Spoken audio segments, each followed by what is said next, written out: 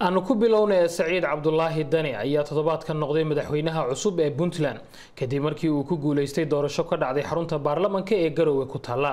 Dani ayaa xilkan qabanaya iyadoo aanu wanaagsaneyn xiriirka Puntland iyo dowladda federaalka Soomaaliya. Colaadina ay ka jirto tukaraq taasoo u dhaxaysa Puntland iyo Somaliland. welibana gudaha Puntland ay weeraro ka geystaan kooxaha Al-Shabaab iyo Daesh. haddaba sida uu madaxweyne Dani arrimahan u waajahayo waxa ila falanqeynaya oo ku sugan magaalada Garowe Guuleed Saalax Barre oo agaasimo ka ah macadka cilmi baarista Sidra. marka hore ku soo dhawow qubanaha VOA Guuleed. waa maasanta Jaafar waa dhaw walaal. madaxweynihii hore wuxuu madax u ahaa golaha iskaashiga maamul goboleedyada. muxuu ka yeelayaa Dani golahan? Jaafar waa maasanta walaal. sidaa sheegtayba hadda warbixintaada ku sheegtay hordhaca ahayd ma fiicna xiriirka xaaladda ku soo beegmay hadda madaxweynahan cusubi yani waxa kamid ah inaysan fiicnayn xiriirkii u dhaxeeyay Puntland iyo dowladda federaalka ah. madaxweynuhu wuxuu ku sheegay khudbadiisii uu ka horjeediyay baarlamaanka in uu dib u soo celin doono kaalintii hogaamineed Puntland ay ku lahayd Soomaaliya uuna isticmaali doono siyaasad waxna la wada leeyahay waxna Puntland ay gaar u noqonayso ka maamul goboleed ahaan.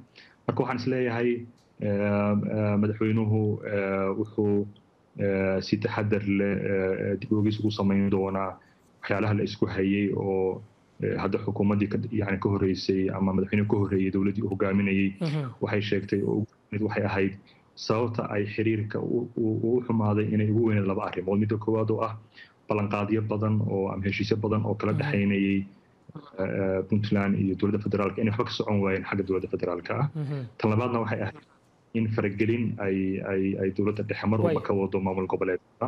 marka waxaan isleeyahay ka fursan mayso in maaragtay dib u eegis lagu sameeyo qiimeyn lagu sameeyo markaasna markaa madaxweynuhu uu la yimaado siyaasadii uu ku wajiilo. aan filayo inay noqon doonto haddii waxyaalaha la tabanayo ay yihiin waxyaalo genuine ama dhaba ay tahay in aysan ka fursan doonin markaa in dowladda federaalka ahi ay laftigeedu wax ka bedesho qaabka ay ula dhaqmaysay Puntland ama guud ahaan maamul goboleedyada. waayahay deegaanka tukaraq waxaa ka jira weli colaad baa ka taagan Puntland iyo Somaliland u dhaxaysa. dad fara badan baa ku dhintay barakac baa ka dhacay welina wax xal lagama gaarin. Dani arrintan sidee buu ku waajahayaa baad isleedahay? runtii iyaduna waxay ka mid ahayd waxyaalihii khudbadiisa ku jirtay. madaxweynuhu wuxuu sheegay in ay muhiim tahay in midnimada dadka iyo dhulka Puntland wadajirkooda mar walba uu ilaalin doono. waxaan isleeyahay arrintan waxay u baahnaanaysaa in dadka runtii deegaanka oo aad moodid in culayska u badan uu gaarayay oo dhulka lagu dagaalamayo iyo maaragtay deegaanada badan oo dagaalku ka dhacaya ay tahay dadkii Puntland wax ka dhistay isimadoodii iyo uqaashoodii inay hadda halkan joogaan. waxaan u malaynayaa waan qiyaasayaa sida madaxweynuhuna uu sheegay in arrintan ay noqon doonto arrin hadda si degdeg aan mataqaanaa xal uga gaari doonin laakiin u baahan in lagu wajaho istiraatiijiyad dowladeed oo aan isleeyahay haddii aysan dhicin dee xal siyaasi oo la gaarayay runtii aan aad uga walwal qabo in colaadaasi xilli kasta ay si degdeg ku bilaaban karto mar labaad. waayahay marka laga soo tago arrinta tukaraq Puntland guud ahaan waxaa ka jiray mararka qaar amni darro baahsan. weeraro ayay ka geystaan Al-Shabaab iyo Daeshba magaalooyinka waaweyn ee Puntland dilal baa ka dhaca. tallaabo ka duwantii maamulkii hore ayuu qaadi karaa Dani si arrimahaasi looga hortago ma isleedahay? horta guud ahaan nabadgelyada aad uma xuma laakiin haddana waxaa xaqiiq ah in ay soo tarayeen weerarada ka dhacaya gaar ahaan magaalada Boosaaso oo muddo labadeeda dhinac yani buuraleyda ku taala in midna ay ku jirto Shabaab ay ku jiraan midna Daesh ay ku jiraan. walaas runtii xoogan baa xagga ka jira bariyii u dameeyana aad u soo xoogaysanayay. marka waxaan isleeyahay waxay u baahan tahay habacsanaan dhinaca amniga laftigiisu inuu ka jiray. madaxweynuhuna runtii uu ku sheegay khudbadiisii baarlamaanka ka jeedinayay. Haddii aan ka dhexgalo Guuleed, maamulkii hore dagaal buu ku wajahay arrintaasi, sanado fara badan buu socday, welina waxba kama soo naasacada. Ma is leedahay Dani wada hadal wuu la furi karaa kooxahaasi al-shabaab iyo Daacish? والله ma muuqato fursad hadeertaan wada hadal ama kooxaha hadeertaan u dagaalamaya xuquuq siyaasiya ama xukun u dagaalamaya in maaragtay ay la qaybsadaan Puntland ma aha. Runtii waa fursad in hadeertaan wada hadal u yimaadaay aad bay ila adag tahay.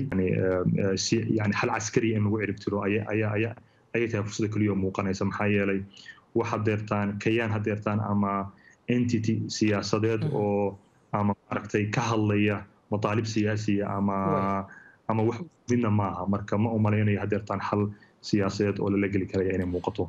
waayahay musuqmaasuq baa ka jira Puntland gudaheeda oo qaar ka tirsan musharaxiintiiba ay khudbadahooda aad uga hadleen. mushaar la'aan baahsanna waa ay ka jirtaa gudaha Puntland oo dhinaca ciidamada iyo shaqaalaha dawladda qaarkooda. arrintaasi muxuu ka qaban karaa Dani? jacfarow waa run caqabadaha ugu waaweyn waxaa ka mid ah tayada laamaha dawladdu sidii la rabay ma aha. taas waxay keentay in musuqmaasuqa laftigiisa uu sii baaho. tirada laamaha dawladda oo 20 wasaaradood iyo laga yaabo 12 hay-adood ama wakaaladood ma qaadi karta Puntland. isla xisaabtana u baahan tahay laftigooda in maanta madaxweynaha lagu xisaabtan waxyaabihii uu ballan qaaday xilligii uu ku jiray oo laha doorashada. wuxuu sheegay inuu maaragtay uu aad xoog u saari doono inuu tayeeyo laamaha dawladda, uu la diriri doono musuqmaasuqa. runtii wuxuu ragaadiyay laamahaas awalba tiradoodan ay tiro badnayd, tayadoona ay aadka u liidatay. marka waxaa looga fadhiyaa madaxweynaha ballanqaadka maanta uu sameeyey inuu ka dhabeeyo, uu xoojiyo laamaha musuqmaasuqa la dirira, uu xooga saaray in xuquuqda iyo mushaaraadka iyo adeegyada laamaha dawladdu aysan marna baaqan, uu xoojiyo hanti dhowrka iyo laamaha cadaaladda oo markaas ay noqoto in falalkaas si institutional. aad baad u mahadsantahay Guuleed. adaa mudan Jacfar, shukran jaziilan. kaasi waxa uu ahaa Guuleed Saalax Barre, agaasimaha macadka cilmi baarista Sidra oo isagoo Garowe ku sugan khadka Skype-ka iigu waramayay.